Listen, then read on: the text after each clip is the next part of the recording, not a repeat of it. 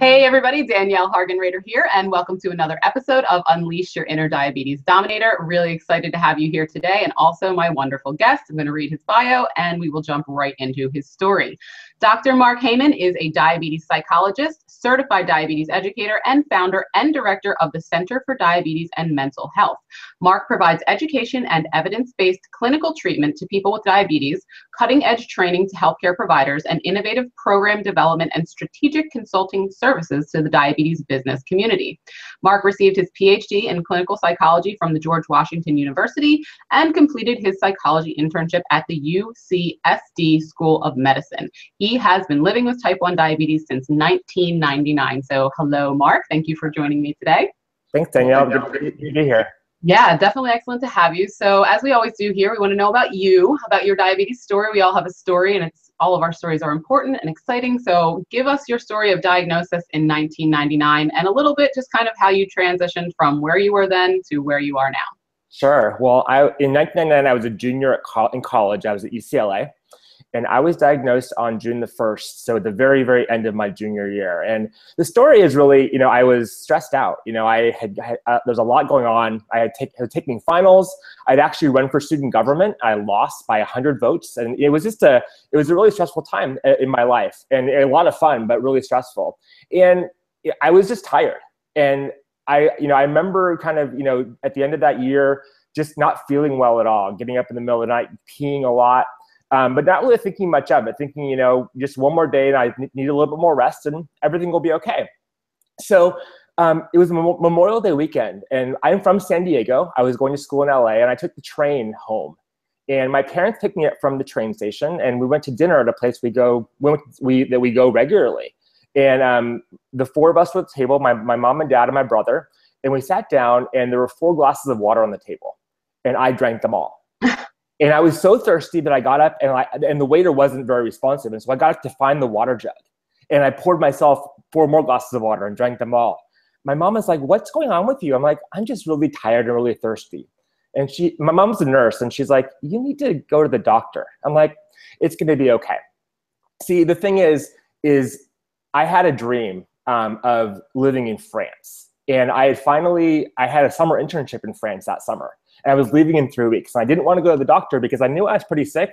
But I thought if I went to the doctor, she would tell me, or he or she would tell me, "No France for you." I told myself, I'm going to push myself through the summer. I'm just going to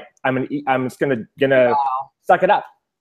So anyway, that weekend was pretty awful. My family, and I went out for a run.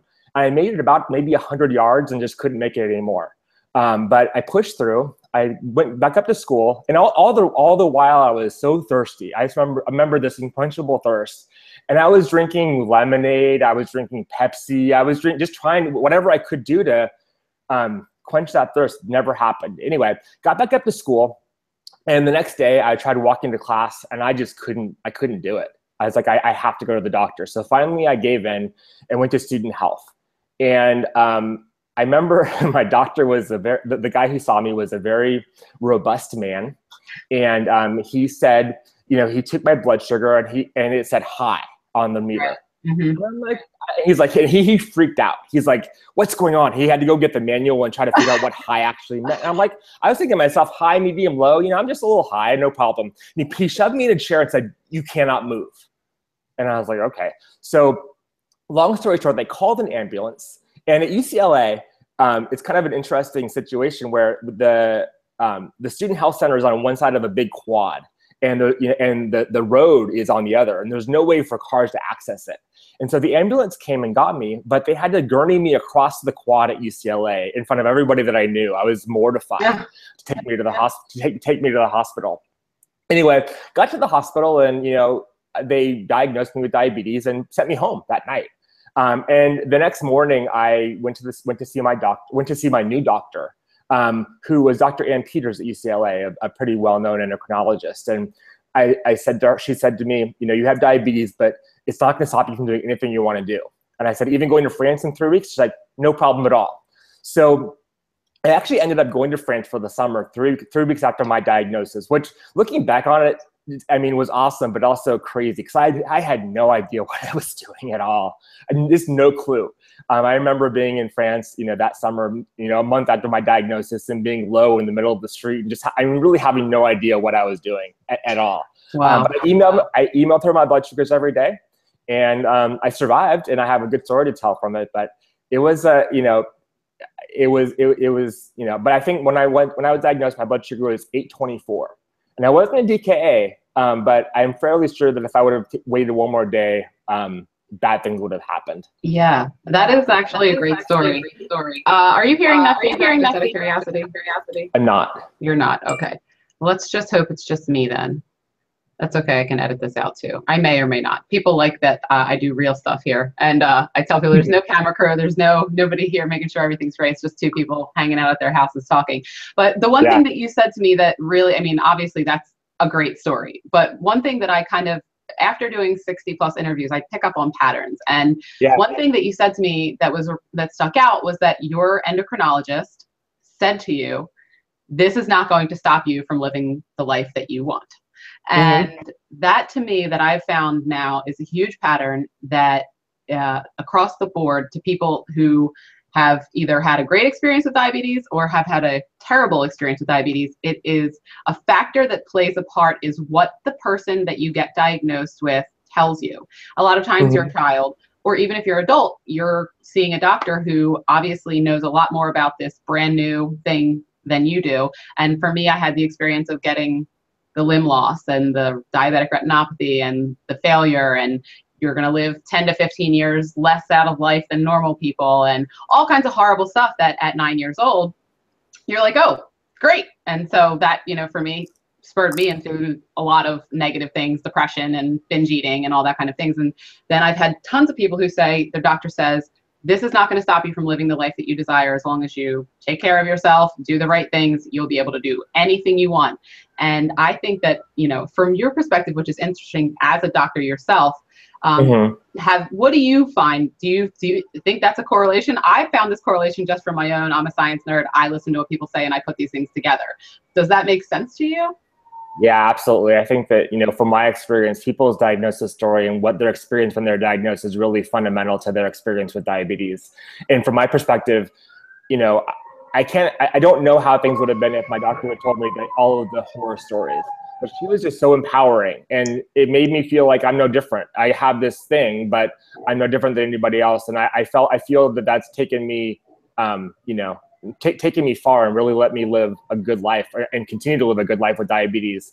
I will say that, I think that there are some challenges to that, because she was very kind of do whatever you want. And while that's, I think theoretically true, with things like food, she's like, eat whatever you want. And I found in my life recently that if I eat whatever I want, I have, big blood sugar swings, and that's not great. And so I think that kind of having some temperance there is important. But definitely the underlying encouragement and empowerment is really critical. And I know so many folks who were diagnosed and they have these horror stories, and it really kind of sets the stage for the rest of their life and how they think about themselves and how they think about diabetes. Right. And just so when you were a junior, you were diagnosed and you finished up, did you always want to be, a psychologist? Was that your goal, or did having diabetes change your gears in life at all? How did that kind of come into play? I think it kind of happened by accident, but to answer your question, no, I didn't want to be a psychologist. I didn't major in psychology in college. I majored in political science, and I wanted to be a lawyer. Although I really had no idea why. I thought that's what successful. That's what people do who are successful, is they're lawyers or doctors. And I knew I couldn't really be a doctor because I didn't have the science brain. But what I realized is that when I was diagnosed, I feel very lucky in that actually my diagnosis and kind of after that was fairly smooth. And I've certainly had my ups and downs, but I've never had really any significant psychological problems related to diabetes. But I was always kind of interested in this is more than a medical condition, I realized really quickly. And so I started doing research. I started kind of looking at the literature and seeing what's out there. And I was really surprised that there was not a whole lot of information or resources out there for people with diabetes and kind of that transition and the challenges of living with diabetes. And so kind of my story is I graduated from college and I really had no idea what I wanted to do. And I was trying to figure out kind of both what I wanted to do, but also how to focus it, how to do it in a meaningful way that I could really impact people. And I kind of fell into being a psychologist. I don't want to say by accident, but I just kind of, that's just kind of the path that led me down. And it's been a roundabout path. I haven't always done diabetes related things, which has actually been good for me, I think. But I think diabetes is really what focused me. You know, to get into graduate school as a psychologist, it's pretty competitive, and you have to have a story. You know, you have to have kind of your 3-line, this is what my research interests are. And I think it's really more intimidating for the other students to make people think that you have it together. But what I did was I decided, okay, I want to be a psychologist and I need a story, and diabetes is a good story. Yeah. And so I had my tagline of I'm interested in the psychosocial and behavioral factors that influence diabetes management. And that was kind of the story that I used. And, you know, funny enough is, you know, you start saying it enough and it actually becomes reality. It's actually what I never meant to get down this path. It was kind of the story that I was using to get into graduate school. But then I realized it's actually a pretty good story and a really important one. And I'm really glad that I did, because I love what I do right now. Yeah, I'm really glad that you did too. And a lot of things you said in there really resonate with me, particularly because I'm a big believer in the universe will put you on the path that you need to be on, regardless of whether you realize that that's the path you need to be on or not. And sometimes along that path, you'll learn lessons that are painful, but lessons are important to have regardless of whether pain is the teacher or not. And I think that is actually, I love that story, particularly because the diabetes community as a whole, there's now, you know, after me just doing what I do for the past 7 years and talking to hundreds and probably thousands of people at this point, from professionals who are thriving to people that I coach that are, you know, just trying to find their way in the world. The thing that kind of brings us together is that we're on this path. And right now, the focus of the emotional and mental or psychosocial, which is a word that I just don't love, but I know it's a term that gets used a lot. But the psychosocial side of living with diabetes is actually a gigantic factor that comes into play when it comes to the bottom line, which for healthcare professionals is, you know, is my patient compliant, which is another word that I hate, with you know, the day-to-day practices that we all need to participate in order to be happy and healthy. I mean, so if we live with diabetes and we would like to be happy, which is my ultimate goal, and healthy, which I don't think you can necessarily be super happy if you're feeling not well about your health, the mental and emotional side of it is the missing factor. And it's just now really beginning to come to the forefront of I mean, the diabetes online community has been talking about it for years, but as peers, we talk to each other. And now it's becoming more medical awareness that, you know, upon diagnosis, you know, obviously we need to be told about the physical side. We need to be told about insulin and carb counting and all the important things, but we also need to be talked to about, or at least made aware of the fact that there are going to be feelings that we are going to have now that we have this uncurable chronic disease that requires the most brain input that any other actual disease out there, like hour to hour, minute to minute decisions that we're making about our own health, that has emotional fallout. And that's something that's now just getting addressed. So for you, you know, you are actually in a very unique position, which I'm very excited to get to talk to you about, where you obviously saw that firsthand getting more and more popular from when you started to now. Can you talk a little bit about that, like as a person with diabetes, but also as a professional who helps people with diabetes through this very specific and important thing that we deal with?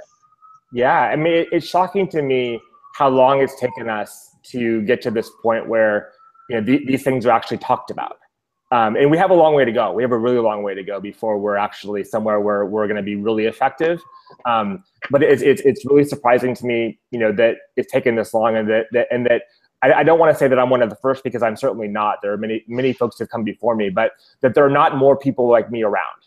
You know, I write lots of blogs, and I've been published some places. And when that happens, I tend to get emails from people, you know, saying, hey, do you know somebody who can help me? I live in Des Moines, or I live in Charlotte, or I live in Duluth.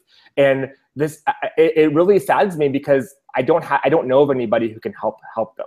It's frustrating that there are not more people more psychologists and mental health professionals with expertise in diabetes around the country. You know, I have a practice, it's 1 day a week, and I'm completely full. And, you know, I'm happy. I will always try to find ways to help people who need help, because there are just so few people who are able to do it. But my goal, and this is a long-term goal, is to find ways to train more people, to get more people involved. Because what I find is that, you know, people with diabetes go to mental health professionals if they need it. I mean, that's my hope. But the challenge is if they do that, oftentimes, and the mental health professional doesn't know much about diabetes, they spend more time educating them about diabetes than they're able to get treatment. And that's not really helpful. We need people who understand what diabetes is, what the challenges are, and can speak the language, you know, to be able to ask the person, did you take your Lantus today? And actually know what that actually means, rather than, you know, trying to fumble around and try to figure out what these things are, because diabetes has some pretty specific mental health conditions that are associated with it. If you don't understand what's going on, don't understand what they are, and don't understand the right questions to ask, you're not going to be very effective. And that's, to me, that's really a big challenge, and a big, you know, it's an honor to be able to provide those services, but it's also scary that those services aren't available widespread, because there are lots of folks out there who need them and they're just not available. Yeah. So we are on a very similar trajectories. Obviously, I'm not a psychologist, but what I've been doing for the last 7 years is, and again, are you hearing that feedback? This is just me. Okay, cool. Is that, so I coach people, you know, with a degree in nutrition science and certifications in personal training and health coaching and all that stuff. But what I have found is that often it's wonderful to have a resource like you, which is, you know, invaluable, but because that is not a widely available resource, I have found time and time again that, because I offer free consultations to anybody before I'm going to take anybody on as a coaching client. It's a big investment of time and money. So before we work together, I want to sit down and have an in-depth conversation. And I find that so often, I speak to a lot of women who are over 40, maybe up to 70 years old, and they have that conversation with me and they say, this is the first time in my life I've had a conversation with another person who has diabetes, and I can't tell you how much better I feel. Just from having a 20-minute conversation with, obviously I'm a professional, but I'm their peer. I'm not a doctor. I'm not, you know, a nurse. I have professional, you know, credits, but I'm not, you know, and the point is that I've found, and this is what I'm working on now, in the very heavy way of producing this kind of on a large scale, is peer-to-peer support and ways to connect other people with diabetes who may be struggling or having an issue in a certain area, or just may need an empathetic ear to chat to somebody with that, like you said, they don't have to explain, oh, well, I was high today. What do you mean you were high today? You know, that kind of thing. That is so incredibly valuable, that from 20-minute conversations, and nobody ever pays me anything for, I've had people who have gone from not doing anything to changing their life completely from having one conversation. Now, obviously, there are certain levels of drive that people have and certain levels of desperation and need for change that people are at. But if I can help somebody with a 20-minute conversation, I can only imagine what having a network of peers who are qualified and have best practices and standards in mind. And we're talking, clearly, we're not giving you medical advice, but we certainly can give you advice on what we've done in the past.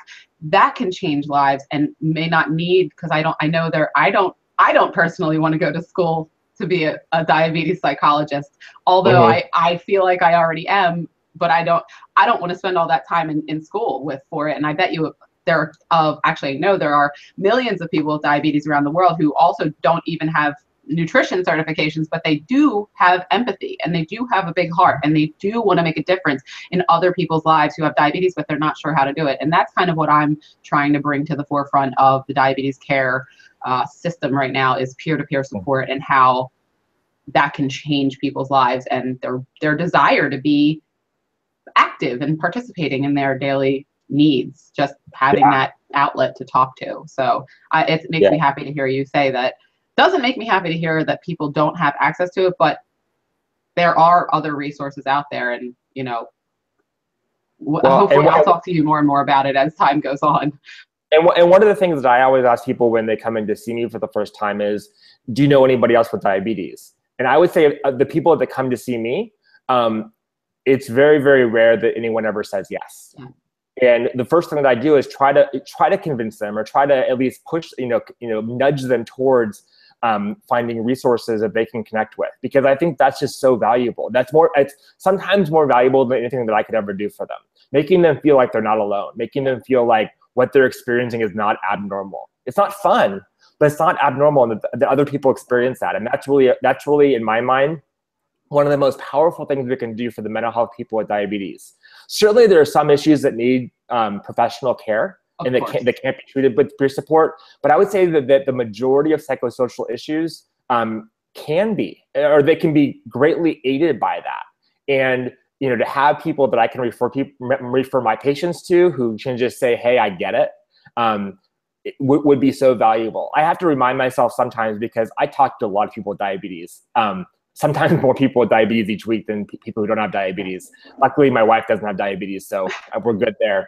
But I have to remind myself that, I myself as a person is lucky, because I have that support, and I have that. I know people who are very, very engaged, and I have to remind myself on a daily basis when I'm seeing patients that there are many people who are not part of this community, who are not part of, who don't have those resources. And we as a community need to figure out a way to, one, open ourselves up to be inclusive of everyone in the way that meets their needs. Because there are some people who don't want to be involved. They want to kind of avoid it. And that's okay. As long as they know that there are people out there who can support them if they want it. And it's just such a valuable thing. And I think that, for some people, they're just amazed. I always tell people that I have diabetes. And some people are shocked. But you can tell that when I do tell them that, they let their guard down. Oh, you get it. And that's really valuable. It's really valuable. Yeah, I agree with everything that you're saying. I've had that experience myself. I mean, I always tell people that the diabetes community, first online and then in person, completely changed my life. I mean, I was already on the path to figuring out my way in health and becoming the diabetes dominator, that whole thing. I was figuring that out.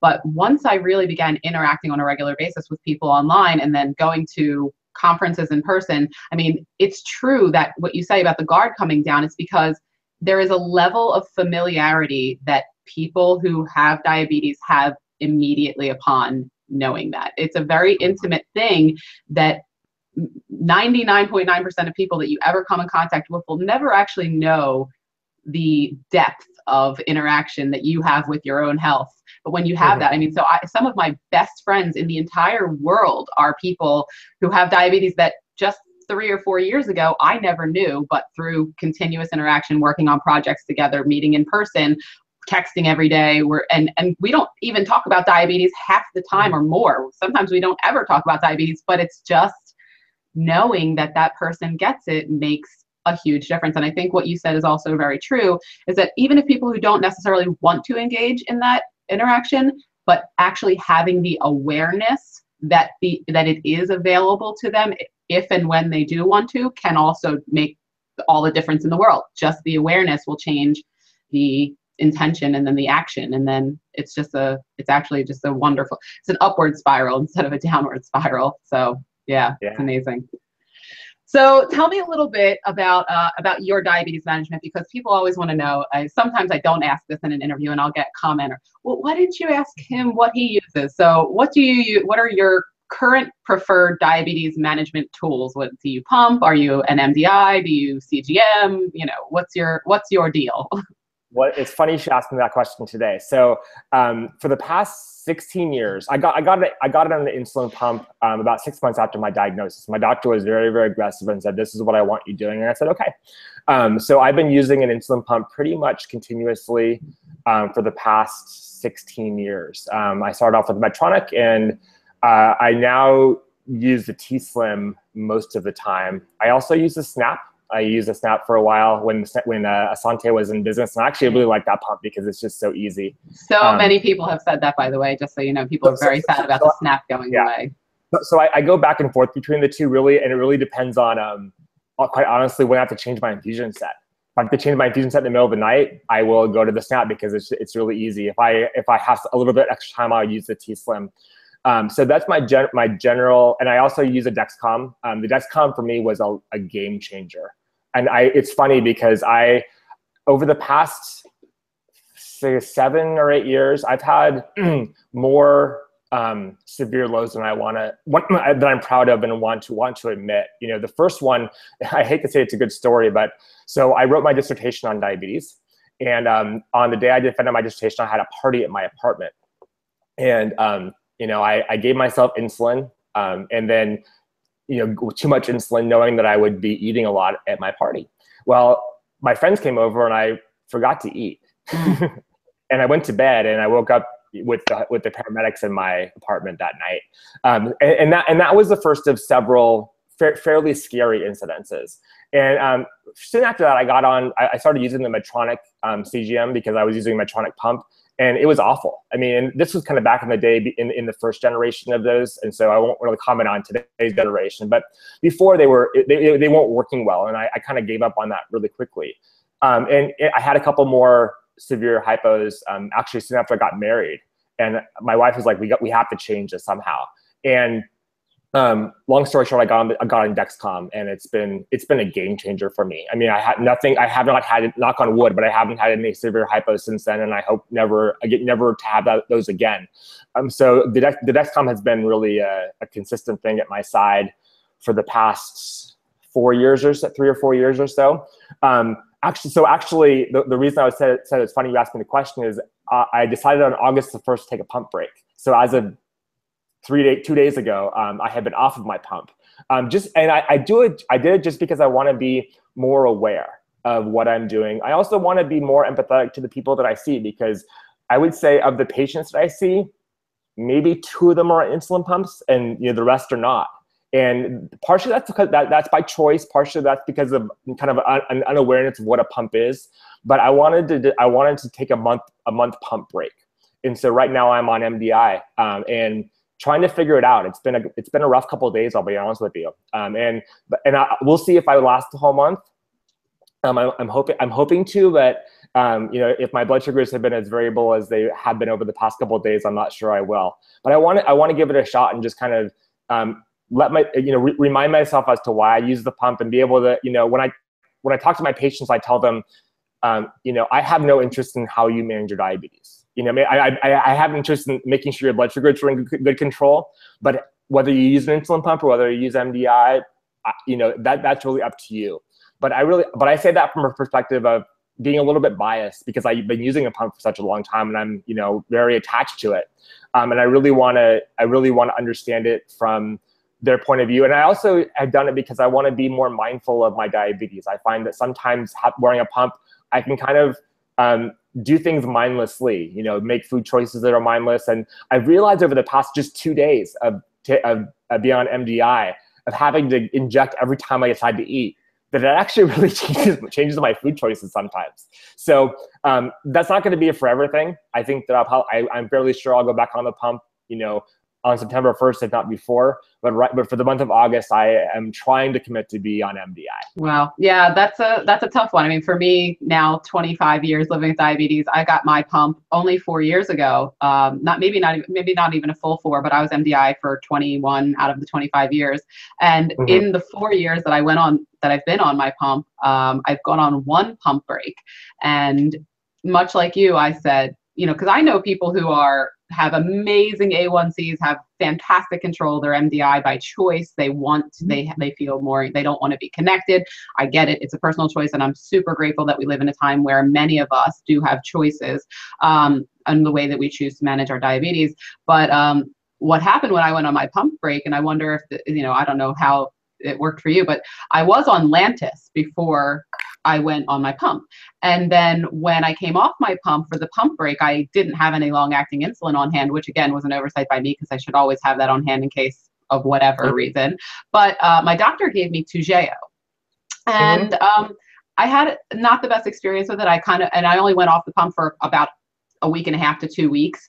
But I kind of wished I could have just gone back to Lantus, just because at least I knew, what my last, amounts were, and Toujeo wasn't, unit for unit. And I have a lot of other people talking about Tresiba. What long acting did you use before, and did you go back to the same one? Yeah, so the answer is no. I So I have Lantus, and I always keep, well, I haven't always kept Lantus on hand. I have lots of stories to tell about that, but I have Lantus on hand just in case my pump breaks or in case there's an emergency. But actually recently I changed insurance companies and they don't cover Lantus. Like they cover Levemir. So actually with my pump break, so actually just over the past couple of days, I've been on Levemir. And I haven't seen really any difference in, although I really don't have much to compare it to be honest with you. I'm fairly, I feel fine on Levemir. I'm still trying to figure out kind of the dosing, because, I think that I found that if I take exactly what my basal rate, my full day basal rate of Levemir is, it's not going to quite be enough. So I've been trying to kind of play with the dose, especially, and I'm doing a split dose, half in the morning, half at night, and trying to figure out how to figure that out to be able to make it work. So for example, not last night, but the night before, my blood sugar overnight was flat. I woke up and I was like, this is amazing. And then last night, it was high all night. And I took the same dose. So I'm sure it had something to do with what I ate, but it was super frustrating, at least on the pump. And what the other thing that I found that I've been super frustrated with over the past just 2 days is, usually at night, if I wake up and my blood sugar is high, I just roll over, bolus, and go back to bed. Having to get up and actually give an injection. And I should say that since this is so new to me, I don't have any insulin. I don't have any Humalog pens. So I'm actually having to draw from a syringe, which just takes extra effort to do. You actually have to open your eyes and turn on the light. Yeah. So I have found actually and this is from a sample of 2 days, that I'm much less willing to get up and do that. So I saw my blood sugar last night was 200. I'm like, it can wait till morning, which isn't the best choice. Because both for my health, but also just because in the morning I felt pretty awful. And it's like, it would have taken me 3 minutes, but it would have taken me 3 minutes of getting out of bed and having to wake up and then having trouble going back to sleep. And it wasn't cool. So I think I'm going to call my doctor and see if she'll ask her if she'll write a prescription for pens, and see how that works. But it's been, the past couple of days have been super interesting. Yeah. And again, we'll see how long it lasts for. Yeah, no, I appreciate you sharing all that. And I'm sure everybody watching will too, because we all go through these similar things. I just was forced to switch from Humalog to Novolog, which I actually haven't started using the Novolog yet, because I had a stockpile of Humalog in the refrigerator, but it's actually gone now. So probably within the next few weeks, I'll be getting myself on the Novolog and seeing how that goes. But yeah, that's really excellent. And I could sit here and talk to you all day. You're a wonderful conversationalist, but we have to keep this consumable for the public. So I am going to end up the way that I usually do. And I would like you to share, and this is like off the top of your head, what are Mark's top 3 tips for thriving with diabetes? And thriving just means happy, healthy, living your life on your own terms. What have you found works best for you? And obviously, since you see a lot of other people, maybe you could factor that in too. Yeah, so I think the first thing is don't become consumed by diabetes. Have interest and have activities that you do that are not diabetes related. And friends and people in your life who don't know anything about diabetes, so you can who I can take a break from, is number one. Number 2 is, remember that sometimes good enough is good enough. That no matter how hard you try, your blood sugars are never going to be perfect, and that's okay. As long as you're trying, that's really the most important thing. And the third thing is exercise. Exercise regularly. I found that being physically active has done wonders for both my mental health, kind of keeping my mind clear and keeping my stress levels low, and also my blood sugars. I know that when I don't exercise, my blood sugars aren't as good, and so I am active regularly, and when I don't, I pay for it. So those are my 3 tips. Awesome. So thank you so much for sharing. And I always like to ask before we kind of wrap up, is there anything else that you would like to share with the online community? Any other tips or tricks or words before we wrap it up? No, I would ask that, I'm always looking for people to refer to. So if anybody knows of any other mental health professionals that I don't know about, I know quite a few, but who they've seen who have been good for them in their diabetes, please let me know. Because I get emails a lot, and I want to be able to have resources for folks. So if anybody knows of anybody who they've had a good experience with, please let me know. I would really appreciate it. Absolutely. Actually, I'll talk to you a little bit more about that off the air when we hang up here. I have a couple people to recommend. But anyway, but thank you so much for your time. It's been a very fun interview for me. I love learning about you and your story. And for everybody else, thank you so much for tuning in to this episode of Unleash Your Inner Diabetes Dominator. If you like the video, give us a thumbs up, and hope to see you here on the next episode. Take care, everyone.